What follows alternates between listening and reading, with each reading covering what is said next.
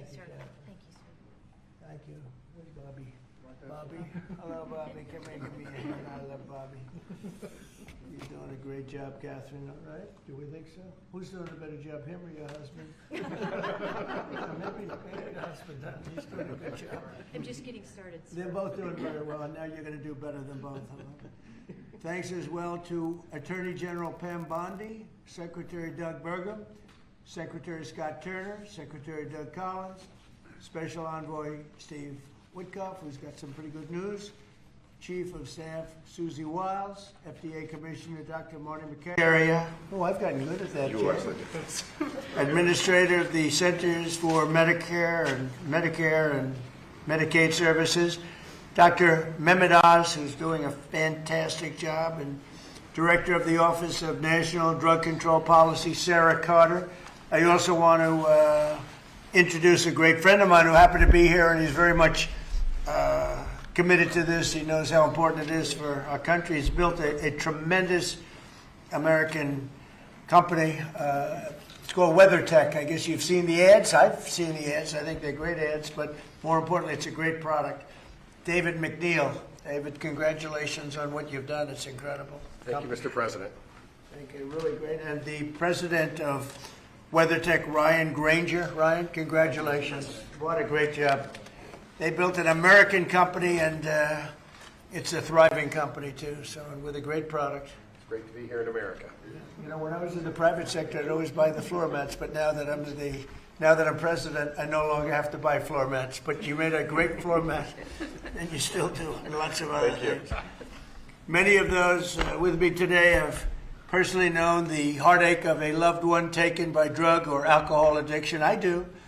Just like millions of American families, every year we lose an estimated 300,000 people to drug and alcohol abuse, and the real number is probably much, much higher than that. Thankfully, drug overdose deaths plummeted by 21% in the last year. We're working very hard on it. We've closed the southern border, seized over 47 million fentanyl pills and 10,000 pounds of fentanyl powder. That's a record, and I have formally designated Dr. And I'll tell you what, we have a group of doctors, some of them behind me, who have just been incredible, and they've really wanted this, designated the drug cartels as foreign terrorist organizations.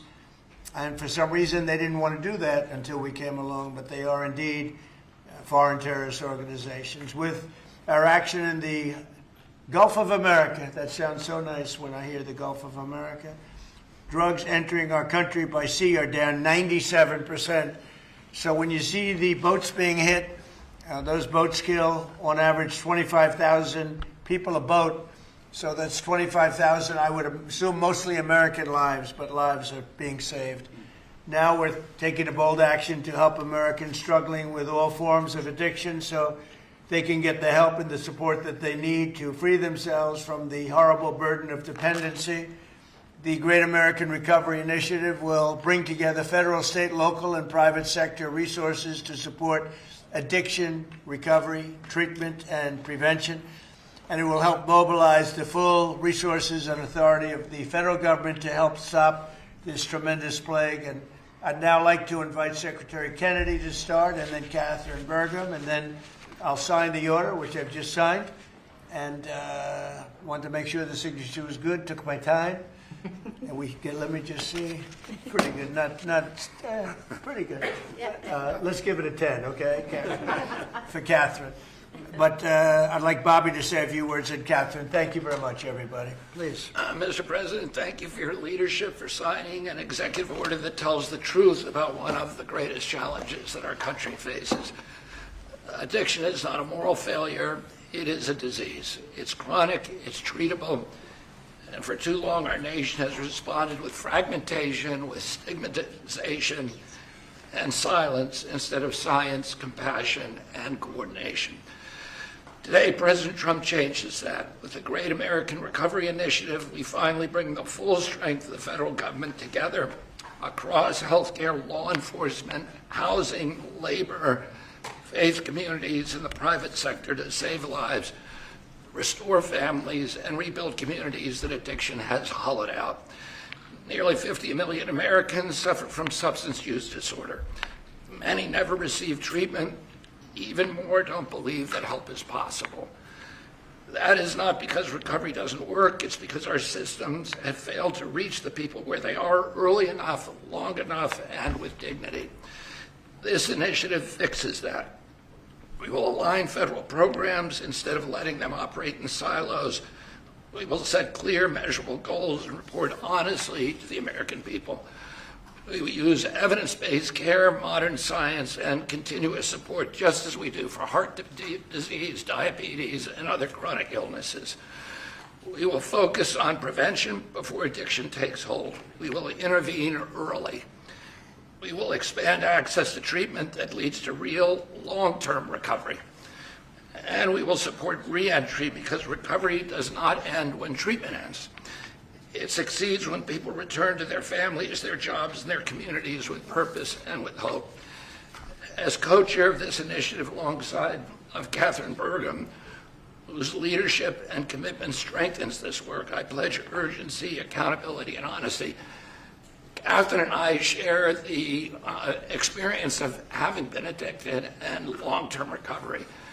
But almost everybody in this room and almost everybody in our country has been touched by addiction. Steve Witkoff, who's here, had an extraordinary son, Andrew, who was a superstar boy, a straight A student, an athlete, and a wonderful leader, and lost that son to addiction. President Trump has talked about his own family's struggle with addiction. All of us are touched. If it touches these people, it can hurt every American. And President Trump has often talked about, with compassion, about the families who lose children to this disease. 100,000 children a year until recently. Now it's about 76,000. Those families are devastated forever. And the cost to our country, not only in dollars, but in just the malaise and the despair that it imposes, is incalculable. We are going to listen to states, localities, frontline providers, and tribal nations. We will partner with communities and faith-based organizations. We will work with employers, clinicians, and recovery leaders who know what works on the ground. President Trump has already acted decisively, securing the border against deadly drugs, signing the Halt Fentanyl Act, strengthening treatment programs, expanding access to naloxone, medication-assisted treatments, and investing billions in prevention and recovery. This executive order builds on that record and accelerates it. Recovery is not a side issue, it's an economic issue, a workforce issue, a family issue, a national security issue. When Americans recover, communities grow stronger. When families heal, children thrive. And when we confront addiction with courage instead of complacency, we reclaim the promise of our country. This initiative is about life, it's about responsibility, and it's about building a great American recovery together. With this executive order and with major announcements that I will announce next week, we are taking decisive action to make America healthy again. Thank you. Thank you, Bobby, and great job. And you're doing a fantastic job. He's doing a fantastic job. And I saw his wife yesterday, and she confirmed that he's doing a fantastic job. So she's on your side, you know that, which is great. And Oz, thank you for being here. We appreciate it. Catherine, please, go ahead. Thank you, Mr. President. Thank you so much. Your leadership today, relative to this announcement about the Great American Recovery, is a gift to all Americans who are suffering from the brain disease of addiction. I also want to thank First Lady Melania Trump for her leadership during your first administration, and now the work she's doing championing youth and children, especially related to foster care, where early trauma and instability are often consequences of the disease of addiction. Addictions touch this administration in real and profound ways. President Trump, you've openly spoke about your brother Fred, whose struggle with addiction shaped your life and your understanding of this disease. And Susie Wiles carries the lived experience of her father, the late, great Pat Summerall, whose recovery journey became a source of hope for millions. Vice President Vance has shared his story of his mother's battle and recovery. And as Secretary Kennedy just said, he brings his own lived experience, proof that recovery is not theoretical, it is possible. These stories matter because they are not isolated. They reflect the reality of the over 190 million Americans, that's half our nation, who are impacted in some way by the disease of addiction. And I am one of them.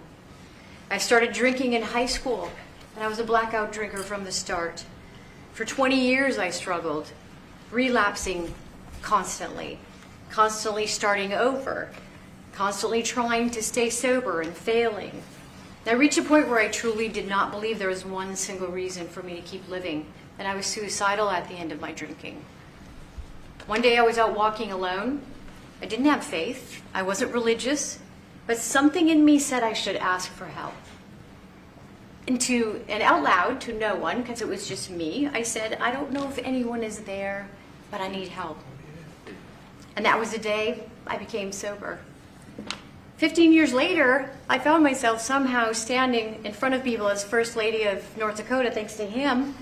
But I was asking people to share their stories openly about addiction so we could eliminate the shame and stigma, so more people would reach out for help and more lives could be saved.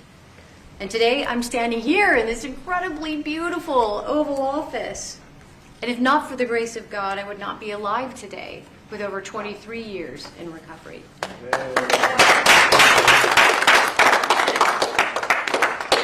That's why I'm here, and my message is simple: never give up hope for recovery. Mr. President, I also want to thank you for allowing me to stand here with you today. I was in this building in 2017 when the administration announced the national response to the opioid crisis. And nearly a decade later, the crisis remains, and in many ways it has grown worse. Not because we lacked compassion, not because we lack effort, but because we never fully aligned our system with the truth. Addiction is not a moral failure. It is not a character flaw, and it's not simply a behavioral issue. Addiction is a lifelong, chronic, relapsing medical disease, as real as diabetes, cancer, and heart disease. And when we fail to treat it as such, we don't treat the disease, and we pay mightily for the consequences. Emergency rooms, jails, foster care, overdose deaths, and broken families. The Great American Recovery changes that. This initiative represents a fundamental shift from reaction to prevention, from fragmentation to coordination, from stigma to science, from short-term fixes to long-term recovery. And for the first time, we're aligning federal leadership across health, justice, labor, housing, veterans, social services, the faith office, and education around one single shared truth. When addiction is treated early and correctly, people recover and families heal. Addiction is a generational disease, and if we don't treat it properly, it repeats from parent to child, from community to community. And when we treat it like a lifelong condition, the condition that it is, we stop that cycle. We save lives, we restore families, we rebuild communities, we return people to dignity, purpose, and productivity. Mr. President, thank you for seeing this moment clearly. With your leadership and the Great American Recovery Initiative, we're establishing a new framework and a new national response to the disease of addiction, including treatment and care that parallels other chronic diseases.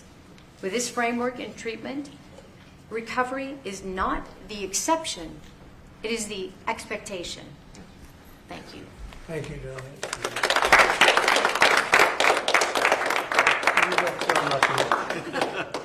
You know, I saw them riding horses in a video, and they said, "Who is that?" I was talking about her, not him.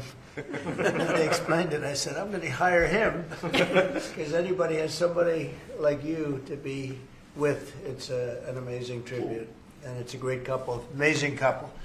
And she's very much a part of his big success. He was a fantastic success, as you know, having been one of the most successful business people. And I saw him campaigning, a great governor, two-term governor. He did a fantastic job, North Dakota, and he's done a great job. And I'll tell you what, Catherine's a very big part of it. I see it. It's just really one of the fantastic couples. So I appreciate it. What a beautiful job you've just done. And I'm going to give this to you, and you can figure out what you're going to do with Bobby, you know. But let's have a good picture of the two of them and everyone else. And I'd like to ask Steve Whitcuff also to say a couple of words while we're finished, because he's a very special person who I knew very well, an incredible person. So if you don't mind, Steve, I'll ask you to do that in just a second, all right? Please, Bob.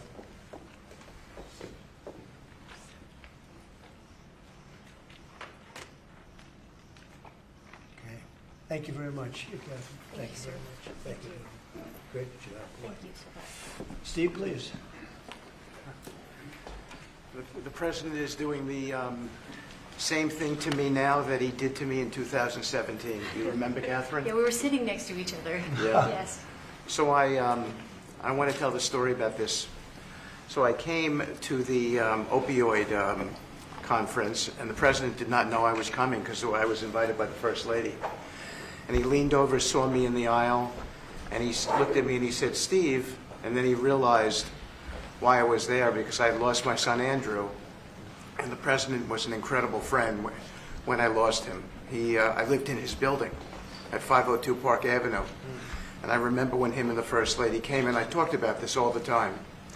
And so he took my hand, and he said to me, "Come on up to the stage and tell the world about your boy Andrew." And of course, that was, something that was really meaningful to me, but, and I got through it. And I talk about it all the time. I talked about it on the campaign trail and so forth. He is a very special man. And he's begun and led the fight against opioid addiction and alcoholism. And Catherine, I feel like we sort of bonded from that day. And it's just my blessing to work for you, sir. He's a special guy.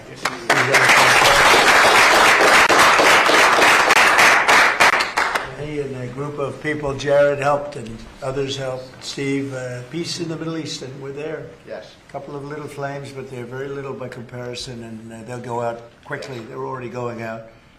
And he's now trying very hard to settle up with Russia and Ukraine, and I think a lot of progress is being made there. And I told that Russia's not doing any shooting for a period of time during this Because of you. horrendously cold weather. Because of you. So we asked President Putin if they could stop the shooting for a week. They're being hit with proportionately the kind of cold that we're being hit. It's much colder in Ukraine to start off with, but it's really cold now, and he agreed to do that. We appreciated that very much. It's a nasty war. It's a nasty, nasty war. Would anybody else have anything to say? I can say that I am extremely late, but that's okay. Don't worry about me. Would anyone else have anything to say? Doug, you're doing a fantastic job, and we appreciate it. Marty, you are really something special. Everyone's talking about you every time.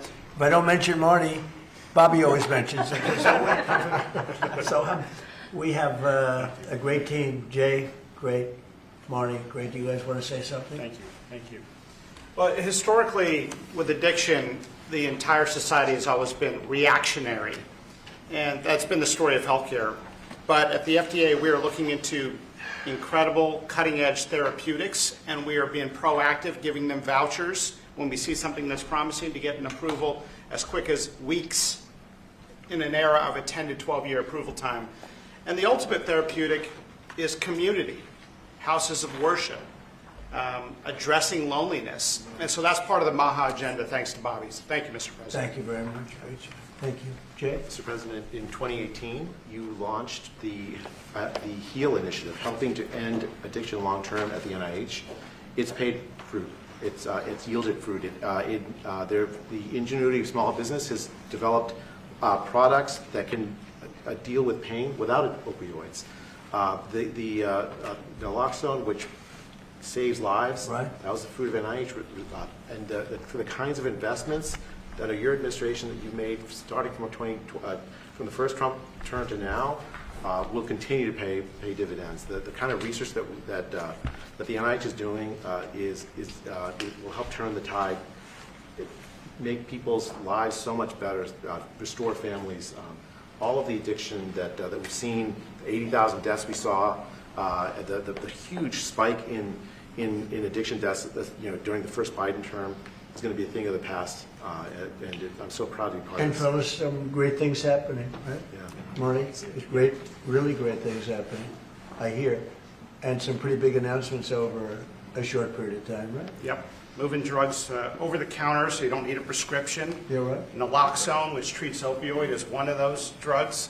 And we're being proactive with synthetic 7-OH, a new opioid that's showing up, and we're working with the DOJ on addressing that because chemists are coming up with new opioids faster than the government has been able to keep up. We're going proactive on these new chemicals. That's great. No, I hear fantastic things.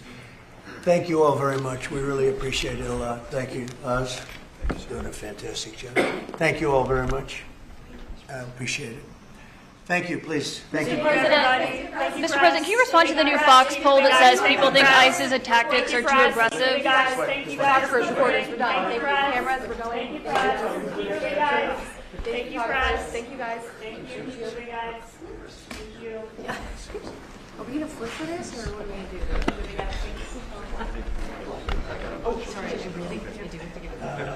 Come on over. Let's talk to David for a second. You guys get a good picture. Anybody need- you need a floor?